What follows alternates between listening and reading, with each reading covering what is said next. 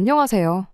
결혼 이야기 오가는 중에 신혼집까지 장만했는데 결혼식 올리기 전에 리모델링 끝나자마자 결혼식 강행하지 않고 파혼을 선택한 20대 후반의 여자입니다.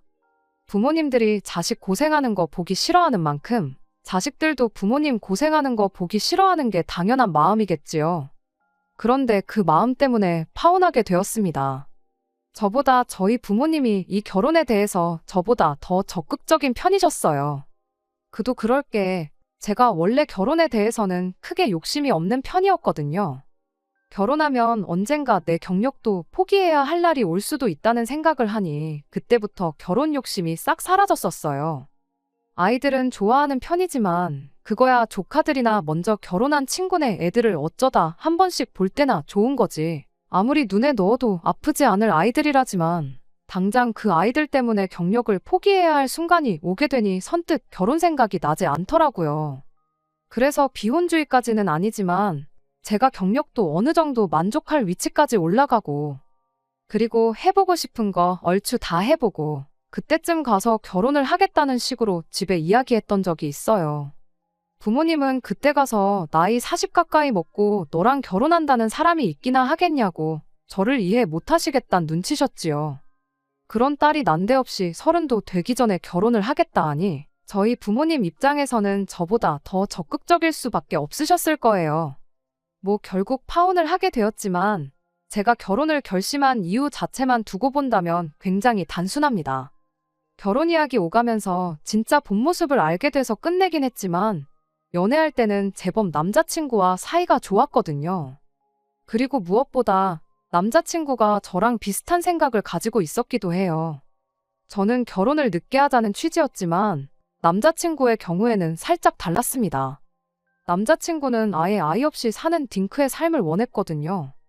남자친구 어머니, 그러니까 저한테는 예비시어머니였죠. 아무튼 예비시모가 미술 쪽 일을 전공하셨다고 해요. 결혼 전에는 그쪽 업계에서 실제로 일을 하고 있었다던데 결혼 후에 남자친구 태어나면서 경력을 포기하고 전업주부의 길을 선택하셨다고 해요. 그런데 예비시모는 그 경력을 포기한 게 문내 아쉬움이 남았었나 보더라고요. 당시 예비시모와 비슷한 스펙으로 회사 생활을 같이 하던 사람이 있는데 그 사람이 요즘 TV에도 간간히 나오는 소위 업계에서 잘 나가는 사람이 됐다고 하더라고요.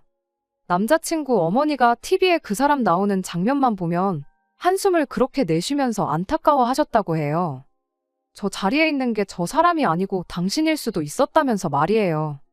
인생에 만약이라는 게 없다곤 하지만 남자친구 입장에서는 어머니가 자기 때문에 전업주부의 길을 택하게 되었고 꿈을 포기하게 된 게 아닌가 하는 생각을 은연중에 갖게 되었나 보더라고요. 그래서 자기 배우자는 아이 때문에 경력을 포기하지 않게 해야겠다는 생각이 들었고 그 생각이 점점 딩크로 사는 삶을 추구하게 되었다고 합니다.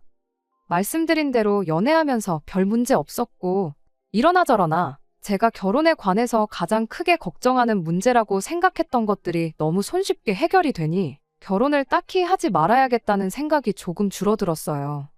그렇게 갑작스럽게 결혼을 결정하게 되었는데 저희 부모님이 정말 뛸 듯이 기뻐하셨어요. 아이 없이 살기로 했다는 말에는 조금 충격을 받으신 것 같긴 했지만 그거야 살다 보면 바뀔 수도 있다고 생각하신 것 같았고요. 아무튼 제 결혼에 쌍수를 들고 반기며 뭐 필요한 게 있으면 전부 다 해주겠노라고 하실 정도로 제 결혼에 적극적이셨지요. 그게 어느 정도였냐면 누가 부탁한 적도 없고 제가 물어본 적도 없는데 저희 살 신혼집을 해주신다고 하셨을 정도였거든요. 남자친구랑 제가 모아놓은 돈이 제가 7천, 남자친구 8천에서 1억 5천이었고 거의 반반 결혼이나 다름없는 상황이었습니다. 모자란 부분은 대출을 받아서 양가 지원 없이 결혼하자고 벌써 남자친구하고 이야기가 되어 있던 상황이었고요. 난데없이 집을 해주신다는 말이 솔직히 감사하기도 했고 좋은 점도 있었지만 무척 당황스러웠어요. 왜냐하면 그 말을 저 혼자만 있을 때 한 게 아니고 저랑 남자친구 두 사람 불러놓고 집을 해주시겠다고 말을 하셨거든요. 이쪽 지역이 서울은 아니다 보니 집값이 서울에 비해 많이 저렴한 편이긴 하지만 그래도 요즘 집이 한 푼 두 푼 하는 게 아니잖아요. 제가 부모님 상황을 뻔히 알고 있었는데 안 봐도 두 분 노후 자금에 손을 대신 거구나 싶었습니다.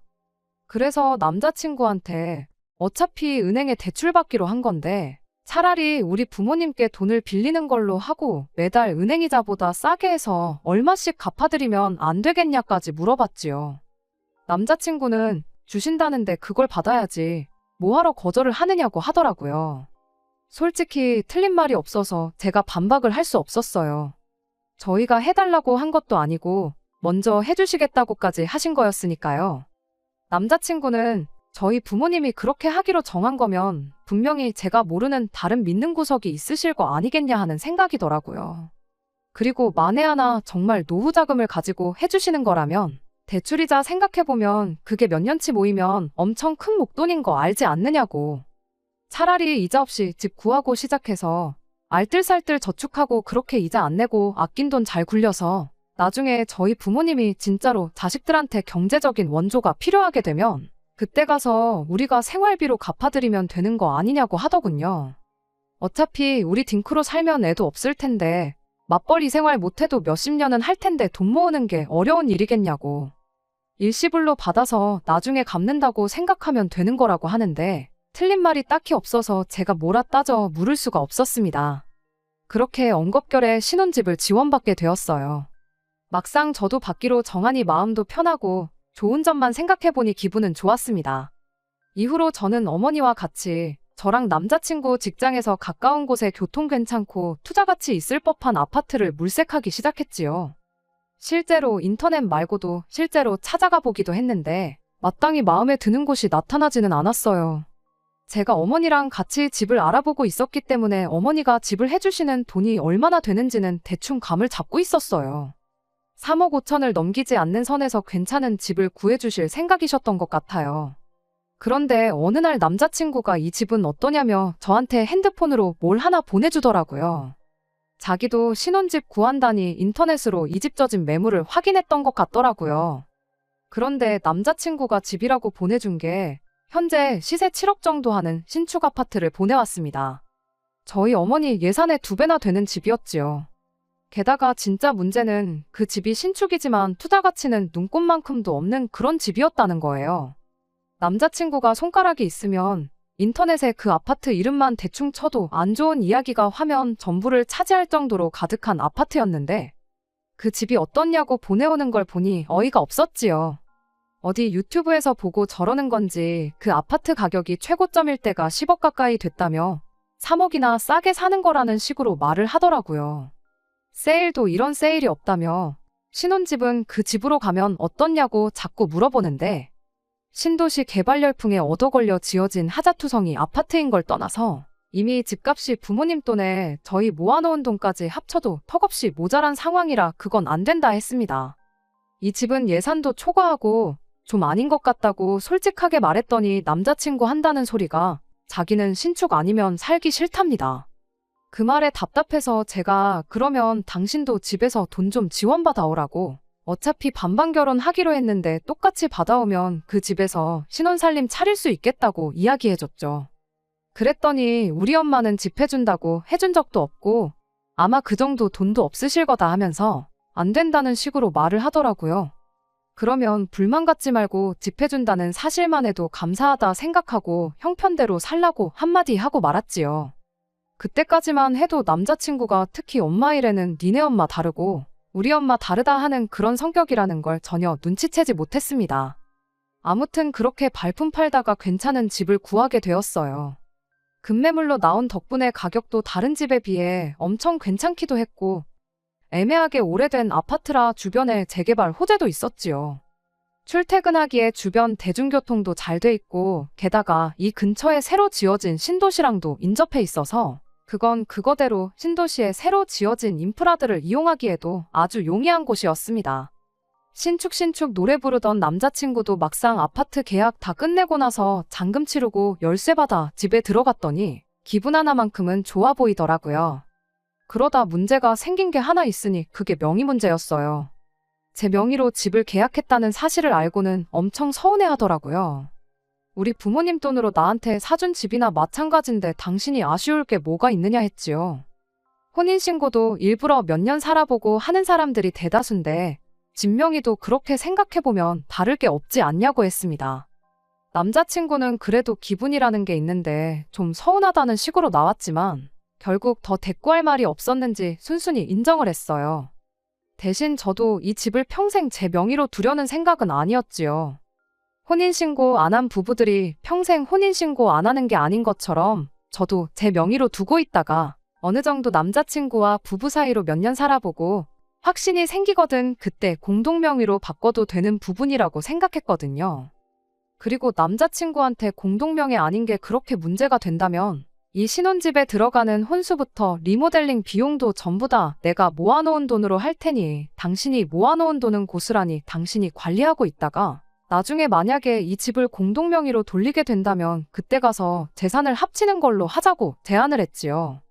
그리고 그렇게 하면서 이 집 명의 문제 가지고는 더 이상 아무 문제 제기도 하지 말고 불만 갖지 말라고 딱 못을 박아놓았어요. 남자친구도 합리적인 것 같다 말하고는 그 이후로 공동명의 이야기를 직접 꺼낸 적은 없었습니다. 아무튼 신혼집까지 구해진 마당에 이후에 결혼 준비는 순풍만난 돛담배 마냥 빠르게 진행되기 시작했어요. 결혼 비용 전반적인 걸 제 돈에서 해결하기로 했기 때문에 리모델링을 제일 나중으로 미루게 되었습니다. 그렇게 결혼식 날짜까지 다 잡고 청첩장까지 다 돌렸고 결혼식을 2달 앞둔 시점에서 리모델링 공사를 시작하게 되었어요. 리모델링 또한 저랑 저희 어머니가 직접 여러 업체에 견적내보고 발품 팔아가며 가장 괜찮아 보이는 곳에 의뢰를 하게 된 거였습니다. 남자친구는 뭐 하나 도와준 게 없었어요. 공사 시작한 첫날에 궁금해서 퇴근하고 남자친구랑 같이 신혼집 구경 가자고 찾아갔어요. 벽지며 장판이며 샷이며 다 뜯어놓은 상황이었고 진행 과정이 생각보다 더 빠른 것 같아 안심이 되는 차였는데 저희 맞은편 앞집에서 인기척을 느꼈는지 문 열고 나와서는 저희한테 인사를 하더라고요. 그런데 현장일 하시는 분들 중 몇 명이 공사 중인 집에서 담배를 그냥 태우시는 것 같다. 그런데 그 냄새가 복도며 계단으로 해서 엄청 번지는 것 같다는 이야기를 해주셨어요. 거기에 노래도 엄청 크게 틀어놓고 이래서 첫날인데도 아주 주변 이웃분들 불만이 이만저만이 아니었다는 이야기를 해주더라고요. 그분들이야 공사 끝나면 이 집에 어지간해선 2번 다시 올 일이 없겠지만 계속 살아야 하는 저희는 경우가 다르잖아요. 그래서 업체에다 전화해서 현장일 하시는 분들 고생 많으신 건 알지만 이웃분들 불만 없게 조치 좀 잘 좀 취해달라고 부탁했네요. 잘 해결된 줄 알았는데 그게 또 아니더라고요. 공사 시작하고는 철거 작업 위주다 보니 첫날 말고는 일부러 집에 들를 필요가 없었는데 3일 차인가 또 진행 상황이 궁금해서 다녀와 봤더니 이웃분이 또 어떻게 알고는 쫓아나와 오히려 노래소리도 더 커지고 흡연도 지정된 장소가 아니라 아무 데서나 한다는 이야기를 또 하시는 거예요. 이래선 안 되겠다 싶어서 현장 감독까진 아니지만 중간중간 직접 가서 확인하고 그러는 게 좋겠다는 생각이 들었습니다. 그런데 그거 확인하겠다고 제가 회사에 휴가를 내기도 그렇고 어떻게 하는 게 좋으려나 애매한 와중이었어요. 그걸 어머니께서 도와주시겠다고 하셨던 거고요. 뭐 공사하는 시간 내내 관리 감독 하신다고 그걸 지켜보고 계시는 게 아니고 중간중간 직접 집에 들르는 식으로 확인을 하겠다고 하시더라고요. 그러면서 현장일 하시는 분들한테 음료도 가져다 드리고 주전부리 할 것도 챙겨다 주시고 그랬어요. 그렇게 하다 보니 다음에 그 이웃분 말 들어보니 흡연 문제도 그렇고 소음 문제도 많이 해결됐다고 잘 해결해줘서 고맙다는 이야기까지 들었습니다. 그러다 마지막 일주일을 남기고 저희 어머니가 개인 사정으로 3일 정도 현장에 못 가는 상황이 되었어요. 그래서 남자친구한테 어머님 보고 3일 중 하루 이틀만이라도 대신 가달라 부탁드리면 안 되냐고 물어봤죠. 그런데 남자친구가 한다는 소리가 공사하느라 먼지투성이일 텐데 거기에 엄마를 어떻게 보내냐고 여태 아무 일 없었는데 3일 안 간다고 무슨 일 생기는 거 아니라며 싫다고 거절을 하더라고요. 마지막 일주일이라 벽지며 먼지 날 만한 건 거의 다 끝난 상황인데 먼지 탓을 하는 것도 어이가 없었고 진짜 먼지 풀풀 날리는 공사 현장인 시기에는 저희 어머니가 매일같이 다니셨는데 그때는 저희 어머니 고생하신다는 둥 말 한마디 없었으면서 저렇게 나오니 엄청 서운했습니다. 저희 어머니한테 제가 휴가를 내서라도 하루 정도 다녀오겠다 했는데 남자친구랑 같은 말을 하셨어요. 그간 해놓은 게 있어서 3일 안 간다고 뭐 달라질 것도 아니고 말 맞다나 큼직큼직한 건 다 끝났는데 문제 생길 거 없으니 걱정 말라고 하시면서 말이죠. 아무튼 그렇게 리모델링 공사가 완전히 다 끝이 나고 말았습니다. 같이 살 집이니 남자친구랑 공사 끝나자마자 찾아갔지요. 샤시부터 해서 정말 전부 다 뜯어고친 거나 마찬가지다 보니 신축 타령하던 남자친구도 집 좋다고 하면서 엄치를 치켜들고 그랬어요. 그때까지만 해도 분위기 좋았고 중간에 사소한 거 몇 번 있기는 했지만 파혼까지 하게 될 거라고는 생각도 못했습니다. 리모델링 끝나고 이제 신혼살림 들어가면 되겠다고 생각했는데 잊어먹은 게 있었으니 입주 청소였습니다.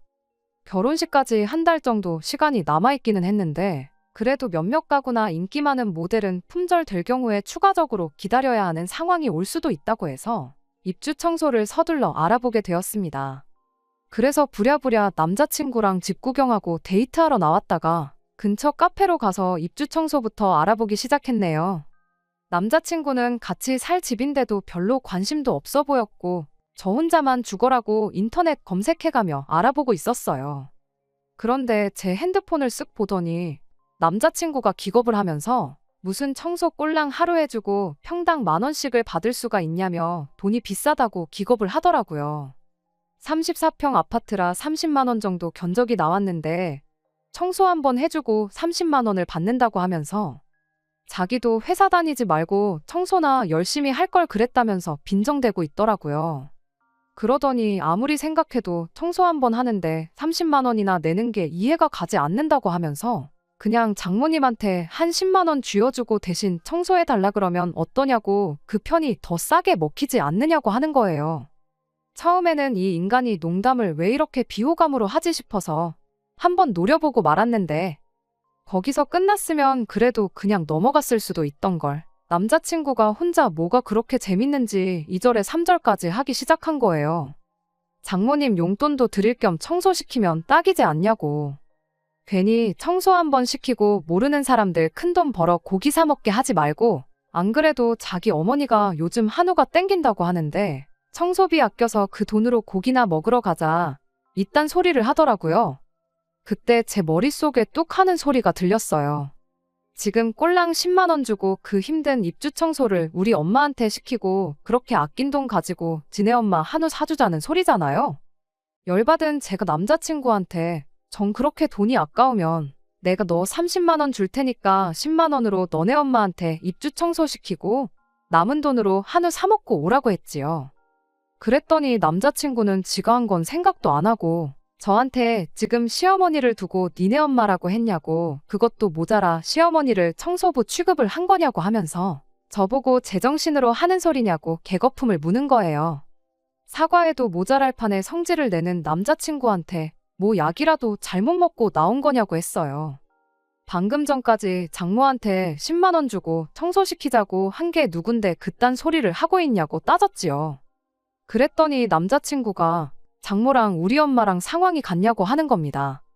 그래서 다를 건 뭐냐고 사위는 장모한테 입주 청소 푼돈 주고 시켜도 되고 며느리는 시어머니한테 부탁도 못하는 거냐고 따졌더니 그때 가선 자기도 할 말이 없는지 입만 꾹 닫고 있더군요. 그러다 한참 생각을 하고 한다는 소리가 자기 어머니 왕년에 예술하셨던 거 기억 안 나냐고. 몸이 약해서 집에서 대청소 조금만 하면 허리가 아파 하루 종일 누워 계시는데 그 힘든 입주 청소를 어떻게 시키겠냐고 그래서 그렇게 예민하게 나온 거라고 말을 하더라고요. 어차피 장모님이 그동안 우리 집 공사할 때부터 쭉 도와주시지 않았냐. 우리 엄마는 체력적으로 그렇게 할 상황이 못 된다 하면서 그래서 장모님한테 청소해달라고 부탁드리려는 거다 이렇게 말을 덧붙이는데 말을 하면 할수록 남자친구가 평소에 어떤 생각을 하고 사는지 보이더라고요. 우리 엄마 고생시키는 건 싫지만 장모는 고생 좀 해도 된다. 이 말이나 마찬가지잖아요? 대청소하고 허리 안 아픈 사람이 어디 있겠어요. 예술하던 예비시모는 몸이 뭐 휴지 조각으로 만들어져 있고 평생 일해온 우리 어머니는 몸이 뭐 강철로 만들어져 있답니까? 어이가 없어서 더 이야기할 것도 없겠다 싶었어요. 애초에 생각해보니 신혼집 구할 때 7억짜리 신축 아파트 이야기 꺼내며 우리 엄마는 돈 없다고 할 때부터 먼지투성이 현장에 울 엄마가 가서 뭘 하겠냐 할 때부터 알아봤었어야 했어요. 그러니까 진작부터 남자친구 머릿속에는 시어머니는 대접받아야 하는 고귀한 존재고 장모는 딸 생각에 굳은 일 대신 해줘도 되는 그런 존재로 생각하고 있었다는 소리잖아요. 괜히 길게 끌어봐야 뭐 좋을 게 있냐 싶어서 그냥 결혼 엎어버리자고 했습니다. 남자친구가 그게 무슨 소리냐고 청첩장도 돌리고 신혼집까지 다 끝낸 마당에 이제 와서 무슨 파혼을 논하냐며 몰라서 그런 건데 한 번만 봐달라고 싹싹 빌기 시작하더라고요. 애초에 이건 몰라서 그랬다고 넘어가기도 힘든 문제라는 생각이 들었고 무엇보다 저희 집에서 집까지 해오는 마당인데 사실상 땡전 한 푼 가져오지 않는 거나 마찬가지인 남편이 저희 어머니를 식모 취급한 거나 마찬가지잖아요. 꾸역꾸역 이 결혼해봐야 무슨 일이 펼쳐질지는 안 봐도 비디오 같더라고요. 괜히 고쳐 쓴다고 결혼했다가 남편이 된 남자친구가 여전히 장모님을 장모님이 아니라 식모님 취급을 한다 그러면 저만 독박 쓰는 거나 마찬가지인데 괜히 나중 가서 재산분 할인이 어쩌니 해서 맨몸뚱이로 온 남자친구한테 뭐라도 나눠주겠다 생각하니 답도 안 나왔네요. 그래서 깔끔하게 파혼해버렸습니다.